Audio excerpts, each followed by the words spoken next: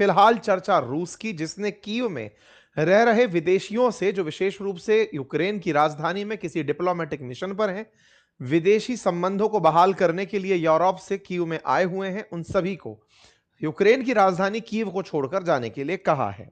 ऐसा क्यों कहा है? तो इसके पीछे का तर्क है कि अब कोई बड़ा हमला यूक्रेन पर करने की प्लानिंग कर रहा है रूस। इसीलिए खबर बनती है, leave now, Russia threatens big attack on Ukraine. यह खबर जैसे ही आती है, इस खबर के मायने निकाले जाने शुरू होते हैं कि रशिया इतने साल से चले आ रहे युद्ध में अचानक अब ऐसा क्या कदम लेने जा रहा है जिसके लिए उसे विदेशियों को यूक्रेन की राजधानी को छोड़ने के लिए कहना पड़ रहा है। क्या वो कीव पर बड़ा हमला कर रहा है, या फिर डिप्लोमेटिक मिशंस पर हमला कर रहा है, सरकारी इमारतों पर हमला कर रहा है, डिफेंस पर हमला कर रहा है? कहां हमला करने वाला है? इस बात के महत्व को इस बात से समझ सकते हैं कि रूसी विदेश मंत्री के द्वारा अमेरिकी विदेश मंत्री से बातचीत की गई है और उन्हें भी सूचित कर दिया गया है। इन सूचनाओं के आदान प्रदान से माहौल गर्म है और इंतजार इस बात का कि रूस क्या कोई न्यूक्लियर अटैक करने की प्लानिंग कर रहा है। ऐसा इसलिए क्योंकि रूस ने हाल ही में अपनी सबसे तेज बैलिस्टिक मिसाइल में से एक, जिसका नाम ऑर्सेनिक मिसाइल है, उसे कल चलाकर देखा है। ऑर्सेनिक मिसाइल जब इन्होंने चलाई तो उस मिसाइल चलाने के बाद 22 तारीख को चलाकर देखा, दुनिया भर की प्रतिक्रियाएं आ रही हैं। प्रतिक्रियाओं में दुनिया की प्रतिक्रिया यह है कि रूस को इस तरह से लोगों को धमकाना नहीं चाहिए, क्योंकि ऑर्सेनिक मिसाइल न्यूक्लियर बॉम्ब ले जाने में कैपेबल है। तो इन सारी बातों का आज के सेशन में जिक्र है। डिटेल में समझेंगे, सारी बातों को समझेंगे और यह भी समझेंगे कि यूक्रेन के लिए जो फंड देने की व्यवस्था नाटो देशों ने की हुई थी, उसमें अब एक मत होने का जो समय है वो धीरे धीरे निकलता जा रहा है। चलिए शुरू करते हैं। साथियों, रूस ने यूक्रेन की राजधानी कीव में रहने वाले विदेशियों को तुरंत प्रभाव से विदेशी नागरिकों को शहर तुरंत छोड़ने के लिए कहा है। और इसमें कीव में रहने वाले जो भी राजनयिक मिशन हैं और जो अंतरराष्ट्रीय संगठनों के प्रतिनिधि हैं, उन सबसे कहा गया है कि आप तुरंत कीव की राजधानी खाली करें, ये यूक्रेन की राजधानी कीव खाली करें। ये मिनिस्ट्री ऑफ फॉरेन अफेयर्स का ट्वीट है, जिसमें लिखा हुआ है, foreign nationals including diplomatic mission staff should leave the city ASAP. ये जो न्यूज लिखी हुई है, इसके साथ में यहां पर एक टेलीग्राम का लिंक दिया हुआ है। इस टेलीग्राम के लिंक को जब आप ओपन करते हो तो ये लिखा हुआ आता है, this is direct violation of the 1949 Geneva convention and their additional protocol regulation of protection of civilian conflict. इसका मतलब यह हुआ कि जो रशिया है वो यूक्रेन में हमला करने से पहले उसका कारण भी बता रहा है कि ऐसा हम क्यों कर रहे हैं। उस कारण तक चलेंगे, पहले वार्निंग पढ़ लेते हैं। वार्निंग में लिखा हुआ है, we warn foreign national including staff of diplomatic missions and representative office of international organizations of the need to leave the city as soon as possible, urge residents of Ukrainian capital not to approach the military and administrative infrastructure facility of Zelensky regime. Zelensky regime की military और administrative जो infrastructure facilities हैं वहां ना जाएं, ये इन्होंने सूचित कर दिया है। ये क्यों किया, इसके पीछे इन्होंने पूरी जानकारी लिखी है। क्या लिखा है? इन्होंने लिखा, the gruesome UAV attack carried out by Ukrainian armed forces on the night of May 22 against the academic building and dormitory of a college of Luhansk State Pedagogical University in Starobelsk LPR has become yet another glaring testimony to the Nazi and terrorist nature of Kiev regime। मतलब यह है कि कुछ ऐसा Ukraine ने 22 मई को किया जिसके बाद रूस एकदम तिलमिला गया है। क्या किया? बात में लिखा हुआ है कि एक यूनिवर्सिटी है जिसका नाम पेडागोगिकल यूनिवर्सिटी स्टारबॉल्स्क है। इस यूनिवर्सिटी के हॉस्टल पर हमला यूक्रेनियन यूएवी के थ्रू हुआ था। यानी कि यूक्रेन ने अपने जो ड्रोन्स हैं उससे एक हॉस्टल पर हमला किया, जिसमें लोग बड़ी संख्या में मारे गए। रशिया इस हमले के बाद से एकदम तिलमिला गया है। कहां हुआ था यह हमला?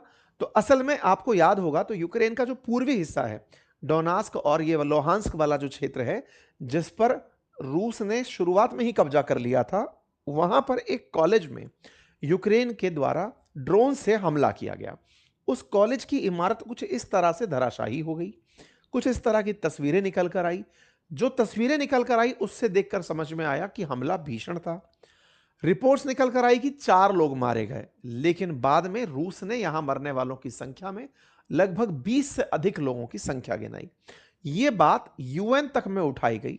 कहा गया कि 22 मई को रूस के कब्जे वाले क्षेत्र में जो हमला हुआ वो एक आतंकवादी हमला था, सिविलियंस पर हुआ हमला था, और ये जो हमला था ये यूक्रेन ने बच्चों को टारगेट करने के लिए किया था। ये हीनियस क्राइम है, मॉन्स्टर्स क्राइम है। कुछ इस तरीके से रूस के द्वारा बकायदा वीडियोस डाल डालकर लोगों को बताया जा रहा है कि जो युद्ध में शामिल नहीं थे, सिविलियंस, उनके ऊपर यह हमला हुआ है, यह बर्दाश्त से बाहर है। ये तस्वीरें अपने आप में बयान करती हैं कि यह हमला भीषण था। रूस अब इस चीज को ऐसे दिखा रहा है जैसे ईरान मिनाब 168 को दिखाता है कि अमेरिका ने जो स्कूल पर हमला किया उसमें 168 लोग मारे गए।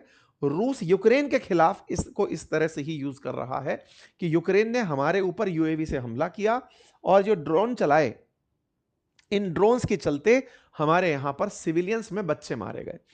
कब्जा किया हुआ क्षेत्र असल में यूक्रेन का ही है, लेकिन चूंकि अब रूस के पास है तो रूस उसको क्लेम करता है कि मेरा है और इसमें तुमने सिविलियंस मार दिए। इस बात से रूस खफा है और इस खफा हुए रूस ने ही अब चेतावनी इनको दी है कि अब मैं तुम्हारे कीव में तुम्हारे एडमिनिस्ट्रेटिव ब्लॉक्स और डिफेंस की जो ऑफिसेज हैं उन पर हमला करूंगा। जो भी विदेशी नागरिक वहां हैं वो वहां से बाहर निकलने। बकायदा एक लिस्ट जारी की गई 21 मृतकों की कि इतने सारे बच्चे मारे गए। मिनिस्ट्री ऑफ फॉरेन अफेयर्स ने रशिया की तरफ से पूरे दुनिया भर के लोगों को यह जानकारी उपलब्ध कराई, बकायदा इस तरीके से कि साहब ऐसे ऐसे एक हमला हुआ था, हमारे बच्चे मारे गए, ये यूक्रेन के द्वारा सिविलियंस पर किया गया हमला है और ये साल का सबसे भीषण हमला है, हम इसका बदला लेंगे। इस यहां पर बकायदा पत्रकारों को बुलाया गया, पुतिन का बयान आया और पूरी तरह से यूक्रेन को दुनिया के सामने एक्सपोज करने के लिए कि देखो ये दुनिया के सामने शो करते हैं कि हम इनके ऊपर हमले करते हैं, सिविलियन हमले करते हैं, ये लोग कैसे हमला कर रहे हैं, ये एक टेररिस्ट हमला है और हम इसका बदला लेंगे। तो ऐसे में पुतिन ने यूक्रेन को डेडली अटैक के लिए जिम्मेदार ठहराते हुए कहा कि हम तुम पर हमला करेंगे। इंटरेस्टिंग बात क्या है कि लगातार यूक्रेन हावी हो रहा है। यूक्रेन ने कुछ दिन पहले ही मैसिव ड्रोन अटैक किए थे रशिया के अंदर। रशिया उन चीजों से निपट ही रहा था, हमने उस पर सेशन भी किया था और आपको बताया था कि इनका सुरक्षा सिस्टम फेल मार रहा है। वो हमले हुए सो हुए, उसके बाद अब यूक्रेन तेजी से डिफेंस में वृद्धि करते हुए जहां जहां रूसी कब्जा है वहां पर भी हमला किया जा रहा है। इसके पीछे का रीजन भी है। असल मायने में यूक्रेन को नाटो का लगभग 0.5% बजट इन दिनों अलॉट हो रखा है इनडायरेक्टली कि तुम अपना डिफेंस चलाते रहो। उस पैसे से यूक्रेन लगातार डीएवी, अपने जो ये ड्रोन्स है और साथ में जो डिफेंस के इक्विपमेंट हैं, नई नई मिसाइलें हैं, उनमें प्रयोग कर रहा है और उनका उपयोग करके वो रूस को पछाड़ने का प्रयास कर रहा है। रूस इससे पूरी तरह फ्रस्ट्रा गया है। हमने इसके ऊपर पूरा सेशन किया था आज से 2 दिन पहले भी, 4 दिन पहले, जिसमें बताया था कि कैसे रूस के अंदर घुसकर यूक्रेन ने सबसे बड़ा हमला किया। बस इसी के बाद में अब इन्हें कारण चाहिए था कि भाई हम इसके ऊपर एक भीषण हमला करें और अपना डर साबित करें कि हमारा डर है तुम्हारे अंदर। इसी के चलते रूस ने इन पर हमला प्लान किया है, अनाउंसमेंट करके किया है। 22 तारीख के बाद 23 तारीख को ही इन्होंने अपनी तरफ से ऑर्निस्क करके एक मिसाइल है, ऑर्सेनिक करके, वो मिसाइल भी चलाई और वो यूक्रेन में जाकर गिरी। ऑर्सेनिक मिसाइल 10 मैक की स्पीड से चलने वाली बैलिस्टिक मिसाइल है जो रूस से किसी भी यूरोपियन देश में 15 मिनट में किसी भी निशाने को भेद सकती है। ऑर्सेनिक मिसाइल चलाने का अपने आप में एक बड़ा खबर बना। इसमें कहा गया कि 4 लोग मरे। मुद्दा यह है कि यह मिसाइल एक डमी वेपन के ऊपर वॉरहेड लगाकर चलाई गई थी। मतलब मिसाइल तो चली लेकिन वॉरहेड में जहां न्यूक्लियर बॉम्ब रखा जा सकता था उसे खाली छोड़ करके चलाया गया।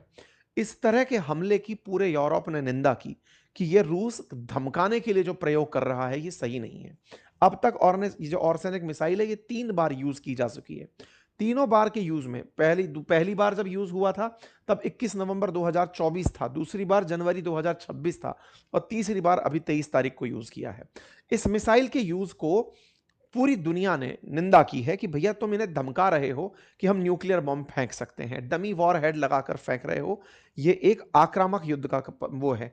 इसकी दुनिया भर की प्रतिक्रियाएं आई, इमानुअल मैक्रोन की प्रक्रिया, उर्सुला वॉन डेन की, तमाम फ्रेडरिक मर्ज की, सबने इसका विरोध किया कि ये गलत कर रहे हो, आप धमकाओ मत इस तरीके से। रूस ने कहा कि नहीं, अब चूंकि आपने मानवता के खिलाफ अपराध किया है तो हम उसकी आपको सजा देंगे। अब इस सजा के लिए इन्होंने बकायदा अमेरिका को जानकारी दे दी है। अमेरिका ने क्या किया? अमेरिका ने दुनिया वालों को अमेरिका ने अमेरिकन को सूचित किया कि सुनो, हमला हो सकता है, वहां से निकल लो। मतलब एक प्रकार से अमेरिका अपने लोगों को समझाने लग रहा है कि हाँ, रूस ने हमें कह दिया है, निकल लो, वहां से हमला हो सकता है।